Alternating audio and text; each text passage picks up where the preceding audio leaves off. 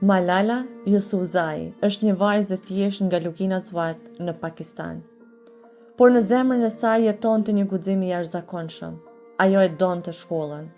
Ajo besonte se çdo vajzë meriton të mësoj. Kur ishte vetëm 10 vjeçe, shkolla ju ndalua.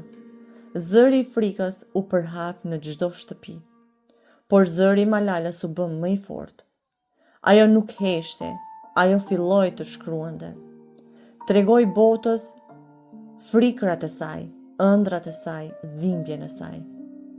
E vërteta e saj u bë dritë për shumë njerëz. Por drita e saj i trembi ata që donin errësirën. Filluan kërcënimet, filloi frika. Deri në ditën kur gjithçka ndryshoi, autobusi u ndal. Një zë pyeti: "Kush është Malala?"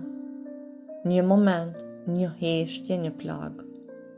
Por jo fundi, sepse Malala mbijetoi. I still can't believe that this is actually happening. ये सच है.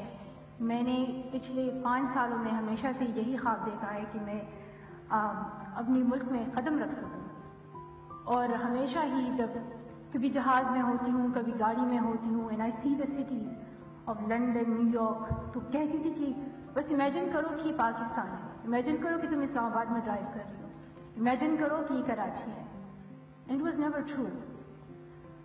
और जब आज देख रही हूँ तो बहुत खुश हूँ. Jo vetëm që mbijetoi, por ajo u ngrit më e fortë. Ajo nuk u fsheh. Ajo foli më fort. Zëri i saj kaloi kufit. U dëgjua në mbar botën. Në moshën 17 vjeçare, ajo fitoi çmimin Nobel për paqe. Jo sepse ishte perfekte, por sepse ishte e guximshme. Sot mesazhi i saj është për ty. Zëri yt ka fuqi, ëndrat e tua kanë rëndësi, dhe ti mund të ndryshosh botën.